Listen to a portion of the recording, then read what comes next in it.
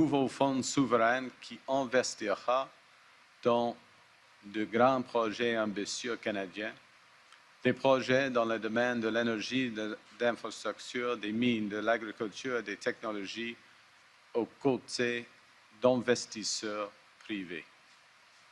Et pour la première fois dans l'histoire du Canada, les Canadiens et Canadiennes ne se contenteront pas juste de contribuer à la réalisation de ces projets. Ils bénéficieront directement de leurs retombées. Le Fonds pour un Canada fort permettra de bâtir de façon stratégique, en partenariat avec les Canadiennes et les Canadiens. So here's how it works. A sovereign wealth fund is essentially a national savings and investment account. It's designed to grow wealth for future generations of Canadians. Many countries that are blessed with natural resources, like Norway, have sovereign wealth funds. Canada hasn't had one until now. The new Canada Strong Fund will give all Canadians a direct stake in building Canada strong. Now, to be clear, just like with the construction of the Canadian Pacific Railway 150 years ago, Canada's major projects will mostly be built by private companies. And just as in the 1870s, the federal government will support these projects through loans, grants, and other incentives. And we do this because these projects have wider benefits to our economies, benefits that exceed the private returns. I'll give an example. Expanding the port of Montreal at Contrecoeur will unlock new markets for thousands of Canadian businesses and create hundreds of thousands of jobs for Canadian workers. So, until now, while those wider benefits flowed to the Canadian economy, flowed to our country, the financial returns of the projects themselves flowed only to those who built and ran them. That changes today. When the CPR was built, the government of the day granted a private monopoly to the company. Today, to create wealth for Canadians today and our kids tomorrow, the Canada Strong Fund will invest alongside the private sector in nation-building projects on a fully commercial basis. We will begin with an initial endowment of $25 billion. Over time, the fund will grow through asset recycling and reinvestment, creating even greater opportunities for future generations. We will also do something else that's new and important. For those Canadians who want to participate in an even more direct way, we will make it easy for individual Canadians to invest in the fund and therefore own a small piece of nation-building projects and share in their returns. The fund will be professionally managed and operate as an arm's-length independent Crown corporation. And we'll consult over the coming months on the specific aspects of the fund.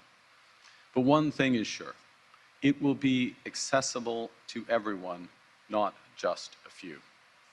Because the Canada Strong Fund is about solidarity amongst Canadians, no matter where they live. So whether a project is in Alberta, Quebec, or in the far north, high north, all Canadians will have a stake. Because this is about ensuring that you and your children and your children's children benefit from the prosperity that we are creating today. You know, in many ways, we're walking today the same path as our predecessors did. We have the same conviction that ambition and drive can change the course of a nation. We have the same catalytic role for government to make nation-building projects happen. We have the same reliance on private enterprise to build and run these businesses. But at the same time, we've also learned from our past. The Canadian Pacific Railway transformed Canada, but it did so in a way that also left deep scars. Indigenous peoples were displaced from their lands. Thousands of workers toiled in appalling conditions.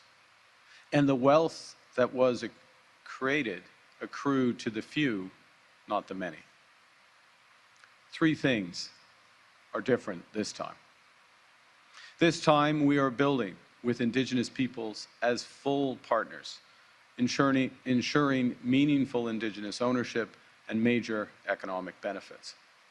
This time, we are building in solidarity with Canadian workers, creating hundreds of thousands of high-paying union jobs.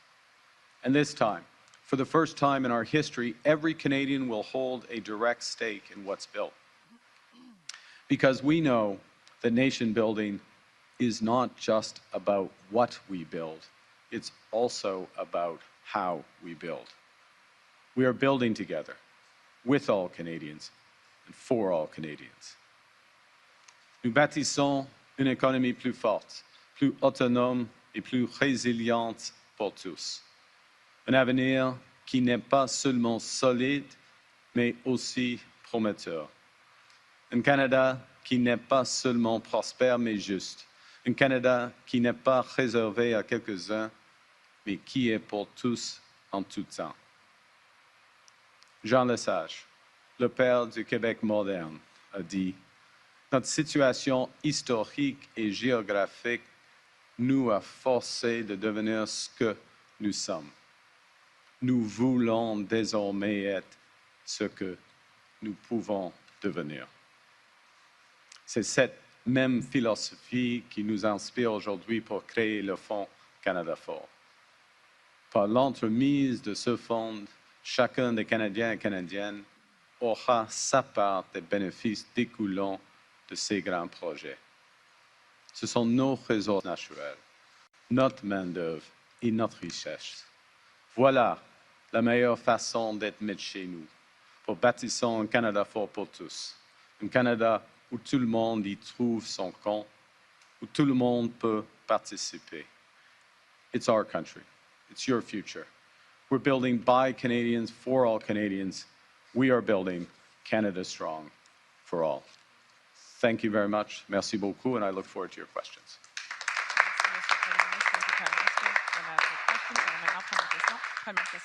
First question, go ahead. Good morning, Prime Minister. Morning. Stephanie Levitz from the Globe and Mail. The government's running deficits and cutting spending across the board. So where is this $25 billion going to come from? Well, the first thing, I won't front-run the Minister of Finance too much tomorrow. But there will be good news tomorrow with the spring update on the fiscal situation, the government's performance against our deficit targets, the government performance on getting spending under control, and the government's performance at the main time, and this has been core to our strategy, which is to spend less, get spending under control, so that Canada can invest more.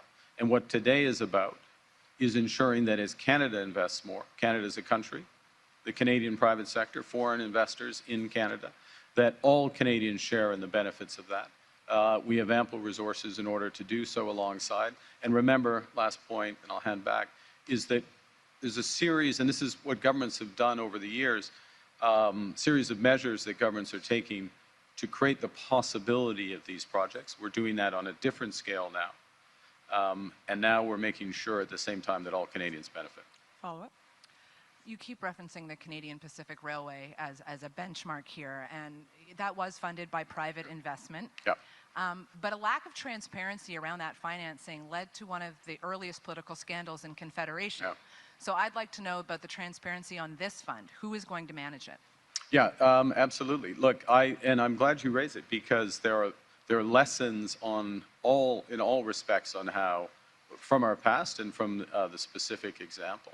And I drew out some of the most important ones about partnership with Indigenous peoples, full partnership with workers, and full participation of Canadians alongside. This will be a independent Crown corporation, reports to Parliament, arm's length, as I say, independent, full disclosure, professionally managed, and the investments that are made will be clear. The objective is to grow wealth for Canadians over the long term. Prochaine question. Next question. Bonjour, Monsieur le Premier ministre, Valérie Gamache de Radio-Canada. Sur cette question de la transparence, pourriez-vous être plus précis? Je comprends que vous parlez de cette société d'État qui sera créée. Elle aura des comptes à rente. Mais comment vraiment pourrez-vous vous assurer qu'il n'y ait pas d'ingérence politique dans ce fonds-là? Est-ce qu'il y a déjà des choses que vous voulez mettre en place, que vous avez en tête? Ouais, ce qui est fondamental est d'avoir des objectifs clairs pour le fonds. On va faire une consultation sur les objectifs du fonds. Premièrement, il faut avoir des objectifs clairs. Deuxièmement, il faut avoir une gouvernance indépendante. C'est un conseil d'administration indépendant.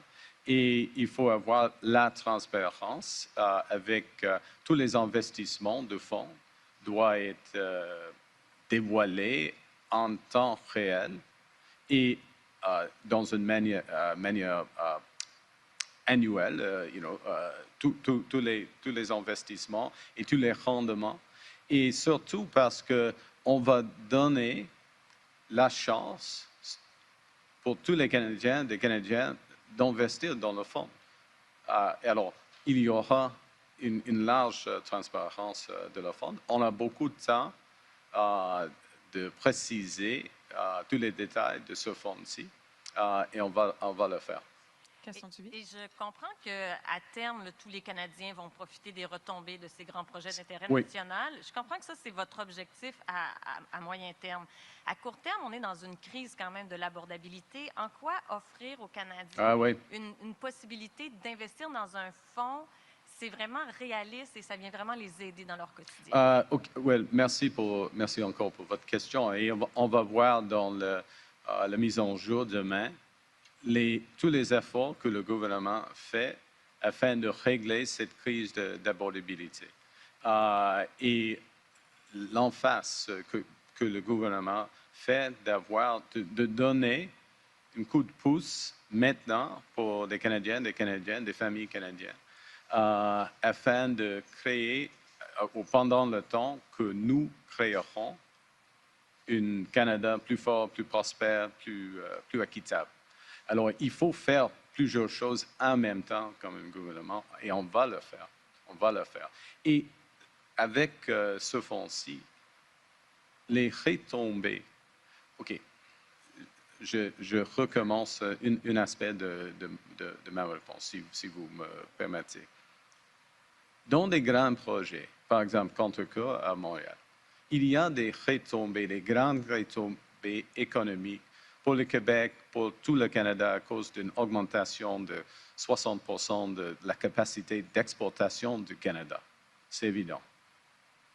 Mais, de plus, on va avoir une occasion, pas dans cet exemple, mais il y a d'autres pour et d'autres exemples à l'avenir, on va avoir une occasion d'investir directement, côte à côte, avec le secteur privé, les mêmes rendements du secteur privé, les retombées financières pour tous les Canadiens et Canadiens. Alors, ça, c'est la différence. Next question. Prochaine question. Tonda. Good morning, Tonda McCharles, Toronto Star. Just following up on that line of questioning, in terms of the individuals that you want to be able to enable investment in this fund, could you elaborate on what you envisage that as? Because not everyone, obviously, has the means to invest, and so does this stand to benefit richer people than others? Well, I think thank you, Ms. McCharles, for the question. There's several aspects here. One is the design of the fund. All Canadians will benefit because it's a sovereign fund of Canada. It's the People's Fund. We all benefit. And the question, what we're proposing to do on top of that, is to provide all Canadians the opportunity, if they have a little bit of money, we're not talking big money, but a little bit of money to invest alongside, to put into the fund alongside. And that increases the participation. I will tell you that one of the things that is striking going across the country over the past year is Canadians want to get involved. They want to get involved in building the country. In some cases, they can be directly involved in their business or their day-to-day lives. In other cases, it's in consumer choices or where they travel, where they vacation, what they choose to eat or drink. That's a way to get involved. But if there's a way to align with what is a very exciting time for the country, where we're really building, We'll make that available to people. It is not something for, I'm going to use the term from your question, rich people. It's something for Canadians, for all Canadians, everyday Canadians, and on that scale to provide it. And we'll provide it in a way, again, we'll consult and we'll go through the details, so I don't want to overly finalize it, but we intend to provide it in a way where the investment itself, the actual amount of money is protected. It's something consistent to buying a government bond, but has the upside, the additional return when these projects realize their potential. Follow-up. And you said the goal of it is to grow wealth. And so I'm wondering to what extent, though, you have already coordinated or consulted with the provinces that really have control over. There is a lot of the oil and gas, for example, generating sectors, and Alberta, Saskatchewan, and Newfoundland. How can you persuade them it's not ultimately a resource wealth grab? Well, it's not. There's a series, sometimes, if I may, the discussion of how we're building the country, how Canadians are building the country, gets reduced to one sector or one type of infrastructure in one sector. There is a very broad range of things that Canadians are doing to grow Canada strong. That involves entirely new ports in the Arctic. It involves a host of critical minerals. It involves data infrastructure and other infrastructure that will be necessary. It involves a series of investments above and beyond the high-speed rail and others. Where there is at the heart of all of these projects, including in resources, provincial jurisdiction, including resources, where the federal government is catalyzing, helping to make the project happen through a tax incentive, through some other support, regulatory or other support. And at the core, there is a commercial business, a commercial project that is making a profit. It is fair, right, just, smart for Canadians to have a share directly of those profits. And that's what the fund is going to make possible. And this is a great thing for Canadians today and very much tomorrow, because it's going to spread the benefit over time. Next question. Prochaine question. Hi, Prime Minister. Jillian Piper with Global News. Is asking Canadians to invest in these projects an admission that we don't have a good enough business climate for the private sector to step up and finance major projects? Absolutely not. It's the exact opposite. We have a great climate. We have a great business climate, and it's getting better every day, and this government's committed to make sure that it continues to improve for business investment. You only have to look, and again, I won't front-run my finance minister, but I would suggest a careful study during that 5-hour lockup tomorrow, if you're going to attend, of the update. Will detail just the scale to which foreign direct investment has increased in Canada, how it's outpacing all other major economies right now. We intend to that continue. And so the question is, the capital is there, the interest is there. Yes, certain things have to be done for each project to get them move forward. And the question we asked ourselves, as the government of Canada, is as all that capital comes in from abroad or is invested from domestically, why shouldn't Canadians invest alongside, not with preferential treatment, not with different things, but alongside the private sector and get the same reserves so that Canadians themselves, but our kids and our grandkids benefit from this transformation of the economy. That's what we're doing. So capital, foreign investment, we can always get better. This is not the issue we have. Making sure that this transformation benefits as many Canadians, all Canadians, that's what we're focused on, and that's what this is going to help to do. Follow-up. Thank you. And will this fund only be able to invest in projects that your government has deemed are in the national interest?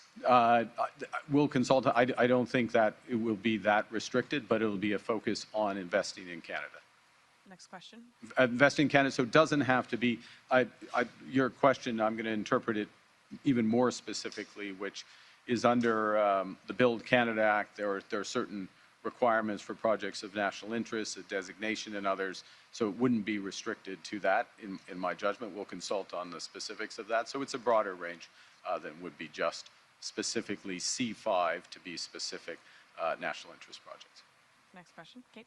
Good morning, Prime Minister. Kate McKenna, CBC News. Just to follow up on my colleague's question, it sounds like this fund will be for Canadian investments. I believe that puts it at odds with other similar funds around the world. Could you explain why you made that? Well, there's a couple of things. One is partly we're taking lessons from our history, which is that a lot of wealth has been created in these transformative projects, including catalyzed and supported by government action. That's appropriate because of the broader economic benefits, but also it creates an opportunity to invest alongside for Canadians and spread that wealth over time. That's the first thing.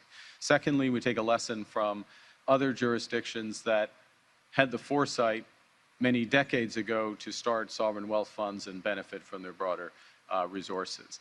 The third thing is, and in some cases, they began with a domestic focus, then outgrew the scale of the domestic focus. You can think of Temasek in Singapore would be an example of that. You hear this and you're going to continue to hear this, and this is one of the demonstrations of it. We're focused on generational investments, on a scale not seen for generations, a huge range of that. It creates a tremendous opportunity for the country. And this is one way, many others, but it's one way that we can ensure that all Canadians benefit from what's happening, including today, but very much tomorrow in terms of the next generations to come, younger Canadians. This, in many respects, is a fund in terms of the ultimate impact will be felt by younger Canadians and their kids. Follow-up. Could you elaborate a little bit about why the deficit is said to be less than was projected? Because we're good fiscal managers. Thanks. We're focused on, and that's not like the Minister of Finance, myself, the government, the cabinet, we focus on the numbers.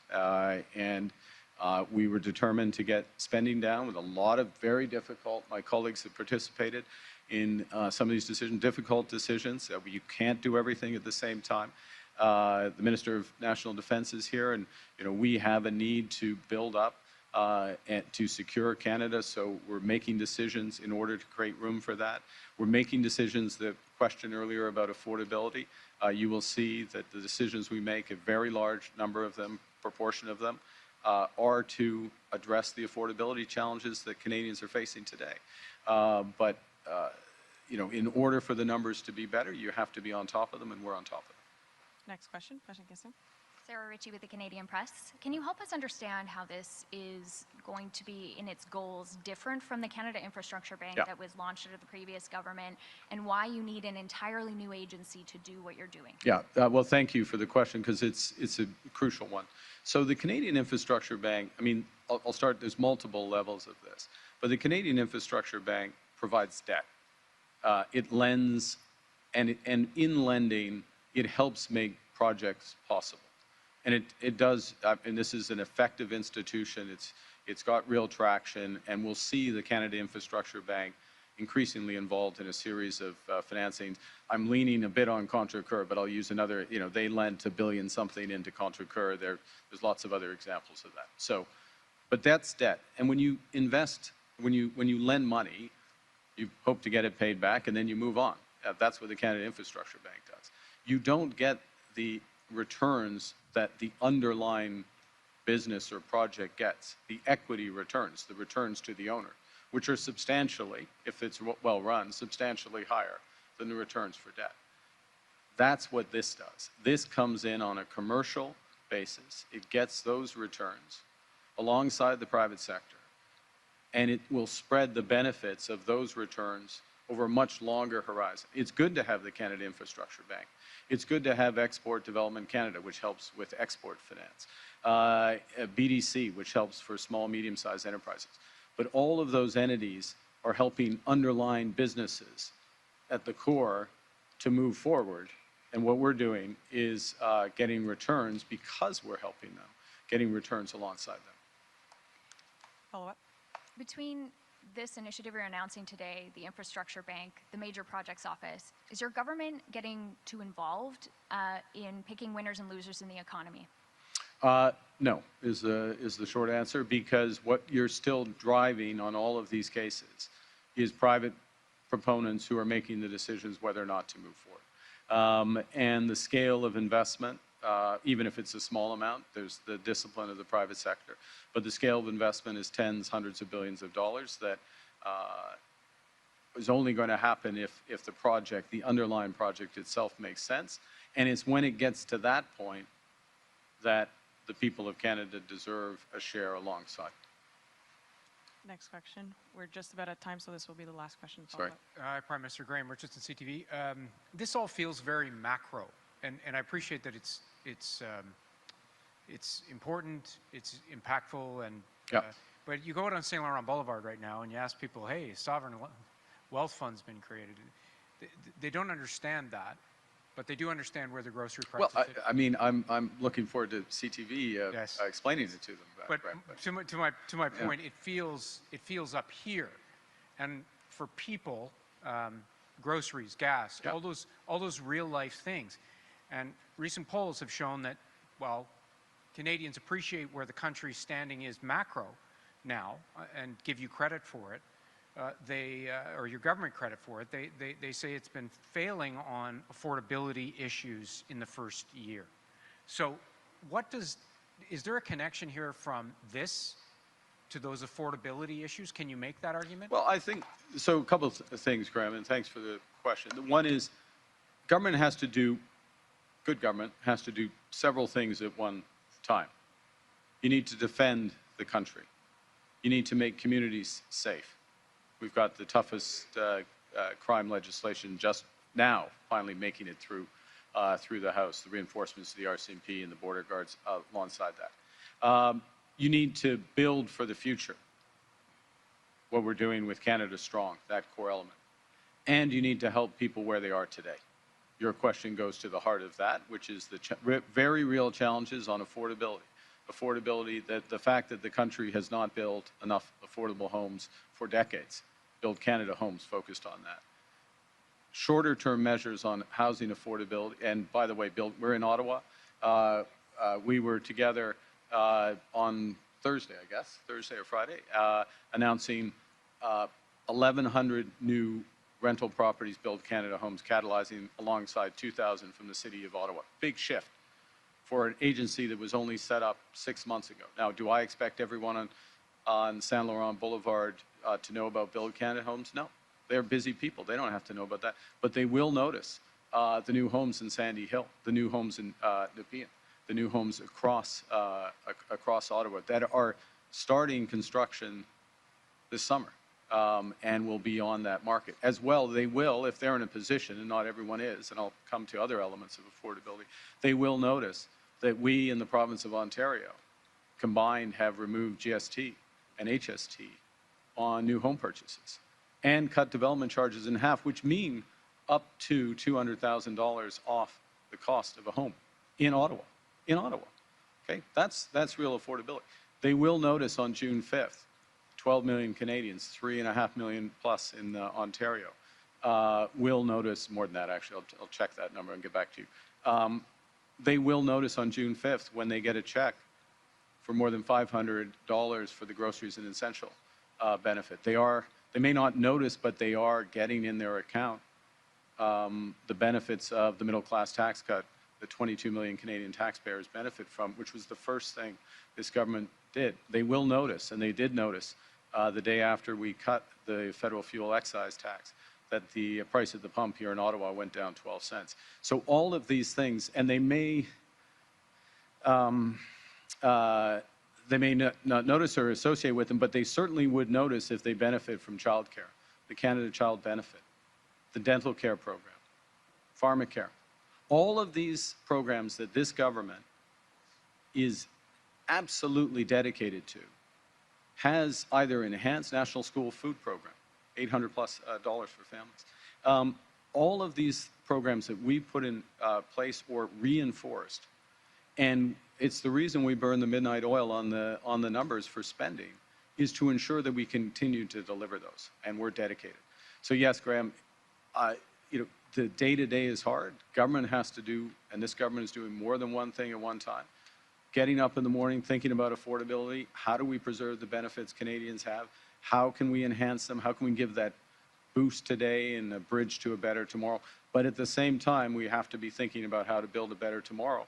And in building a better tomorrow, building Canada strong, how do we ensure that all Canadians benefit? Today's announcement, Canada Strong Fund, is part of ensuring that all Canadians, it's another mechanism by which all Canadians, not just some, because, you know, lesson of the CPR, you go across this country, there's a lot of things named after Strathcona, right? Edmonton, Old Strathcona District, all that stuff. You know, these CP hotels, some were CP, these palaces they built, it was pretty nice. Not sure there was the benefits of the profits of the CPR were broadly shared amongst Canadians. We're going to change that with nation-building projects now. Last follow-up. Follow-up. You said you're good fiscal managers, but inflation and energy prices have helped the books too, have they not? Well, inflation, I'd remind that inflation in this country is, for the entire life of this government, it has been in the Bank of Canada's target range. Okay, so there's not been a inflation, a shift in overall inflation. I understand grocery prices, fuel prices. That's why we've taken targeted action. I'm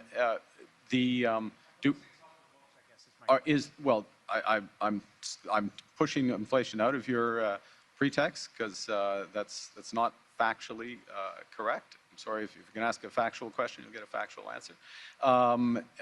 Or do we have some revenue improvements? We have some revenue improvements, but you will see, and the Minister of Finance will go through in detail, and I would encourage to go through the annexes and look at the spending, that we're on top of the spending, we're delivering on our spending commitments, and that's what's necessary in this environment. One last thing. This country and Canadians have made sacrifices over the years and decisions made over the years. We are the strongest fiscal position of all the major economies. This government is not just preserving that, we're reinforcing it, and we're doing it in a way that's building a country that's more independent, fairer, stronger, more resilient, and you know, today's announcement is part of ensuring that all of that happens. Thank you very much. Thank you. This puts an end to our press conference. This is my final protocol for